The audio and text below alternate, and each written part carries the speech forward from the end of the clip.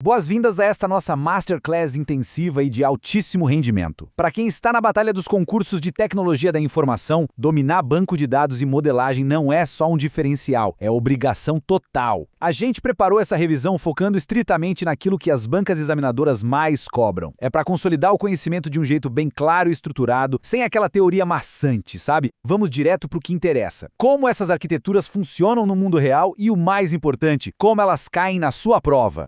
O nosso roteiro de estudos de hoje é super direto ao ponto. Vamos passar por 6 etapas essenciais: SGBD e conceitos iniciais, a famosa arquitetura de 3 esquemas, as fases da modelagem de dados, o coração do modelo relacional, as regras de normalização e, claro, vamos fechar com aquelas pegadinhas clássicas de prova que a gente não pode cair de jeito nenhum. Seção 1, SGBD e conceitos iniciais. Bora mergulhar nisso? Para começar com os nossos fundamentos, vamos imaginar um cenário bem prático, tá? Pensa na Luciana, uma analista de banco de dados fenomenal. Morena, usa uns óculos de grau super charmosos e trabalha focadíssima em um escritório com aquela vista incrível da Baía de Guanabara, no Rio de Janeiro. Todo santo dia, a Luciana lida com a verdadeira espinha dorsal de qualquer sistema, o Sistema Gerenciador de Banco de Dados, o nosso famoso SGBD. E olha, tem uma distinção clara que as bancas simplesmente amam cobrar. Antes de a Luciana implementar um SGBD moderno, os dados da organização viviam no que a gente chama de sistemas de arquivos tradicionais.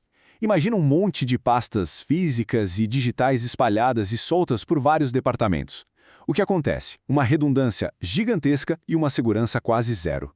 Agora, um Aminit SGBD de verdade centraliza esse controle, garante a consistência e traz as famosíssimas propriedades ACID. É literalmente a diferença entre um caos total e uma biblioteca perfeitamente orquestrada. Isso já puxa um conceito base muito importante, o mini-mundo, que também é conhecido como universo de discurso. Gente, não é só sair salvando dados por aí. É uma coleção super coerente e integrada de dados que tem um propósito, um significado específico. Por exemplo, se a Luciana estiver mapeando o sistema de controle de vendas dos quiosques lá de Copacabana, esse recorte exato da realidade, com as regras de negócio, os clientes, os produtos, esse é o nosso mini-mundo. Nada, absolutamente nada, entra no banco se não fizer parte desse escopo. E para garantir que esse mini-mundo seja 100% confiável, o SGBD impõe as regras de ferro, as propriedades ACID. Vamos fazer uma analogia bem simples aqui. Assim como em uma vida de princípios bem fundamentados, onde a integridade exige uma verdade unificada, inteira e sem atalhos, um SGBD garante essa mesma integridade e consistência para as transações. A atomicidade, por exemplo, é o famoso tudo ou nada. Não tem meia-verdade ou operação pela metade. Se uma transação der erro no meio do caminho, rola o rollback. O sistema desfaz tudo e volta ao estado de pureza inicial, sem deixar rastros de dados quebrados. Seção 2. A arquitetura de 3 esquemas. Vamos avançar e entender como isso é construído arquiteturalmente. Para ajudar a visualizar, pensa no Percy, um profissional sênior de TI, negro com sua barba e dread super estilosos. Ele é maratonista, flamenguista roxo e trabalha remotamente lá do bairro do Flamengo. O Percy domina como ninguém essa separação entre o que aparece na tela do usuário e como o dado é gravado lá no fundo, no disco físico. Essa arquitetura de 3 esquemas é literalmente o que deixa o Percy trabalhar em paz. Olha como funciona. No nível conceitual, ele define todas as entidades e relacionamentos da organização, criando uma visão lógica global de tudo. Já o nível externo é apenas o que a aplicação final mostra, ou seja, as visões específicas que cada grupo de usuários precisa acessar. E, lá no fundo, o nível interno esconde toda aquela parte suja e complexa de armazenamento físico e estruturas de disco. Essa mágica de separar tudo em camadas é o que a gente chama de independência. Opa, acende a luz vermelha agora porque isso despenca em prova. As bancas adoram testar a diferença exata entre as duas independências. Independência lógica é a capacidade de alterar o esquema conceitual, tipo adicionar umas tabelas novas, sem quebrar os esquemas externos ou as aplicações que já existem. Por outro lado, a independência física é quando a gente mexe no esquema interno, como trocar um disco rígido ou reorganizar os índices sem afetar o esquema conceitual. Resumindo para fixar, lógica foca no negócio, física foca na infraestrutura.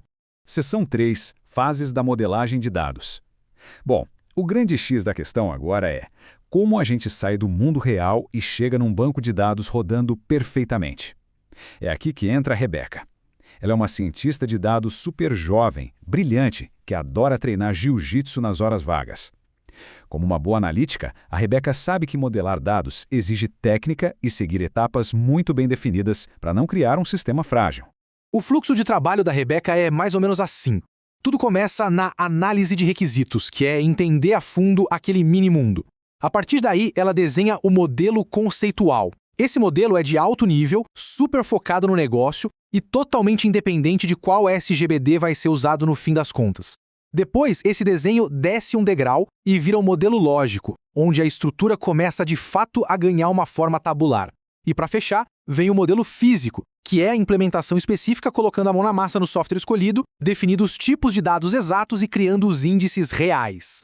E aqui vai uma dica de ouro para não cair em armadilha de concurso. O modelo conceitual foca sempre na clareza e nos requisitos de negócios. Ele existe para que o usuário entenda o domínio.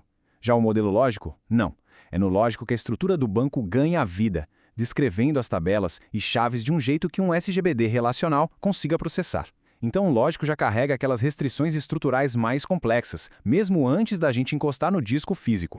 Seção 4. O modelo relacional. Isso nos traz exatamente para o pilar central de qualquer concurso de TI, o modelo relacional em si. Ele é todo embasado em conceitos matemáticos fortíssimos, e é aqui que a estrutura brilha. Vamos voltar para a Luciana, que agora está com a missão de otimizar um gigantesco banco de dados de uma empresa pública, garantindo que milhões de registros sejam processados com perfeição. Prestem muita atenção, porque a banca vai tentar misturar os termos do dia a dia com os termos formais. Então anotem esse mapeamento no coração.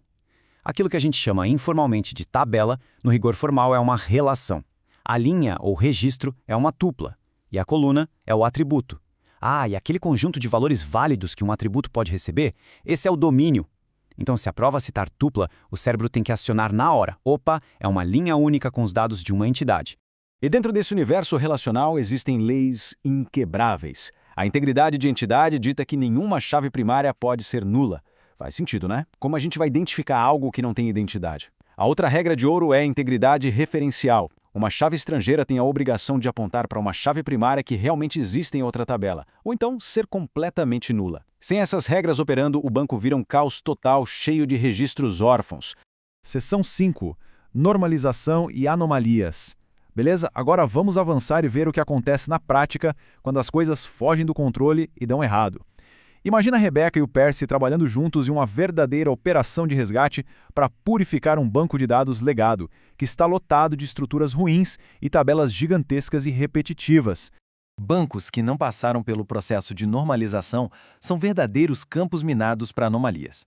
Pensa numa anomalia de exclusão, por exemplo. Imagina que os dados de um departamento da empresa estão misturados na mesma tabela dos funcionários. Se por acaso o último funcionário daquele setor for demitido, o sistema simplesmente apaga os dados do departamento inteiro por acidente. É exatamente esse tipo de perda acidental de informação e redundância perigosa que a normalização busca eliminar de vez. Então, vamos para o resumo cirúrgico que salva pontos na prova.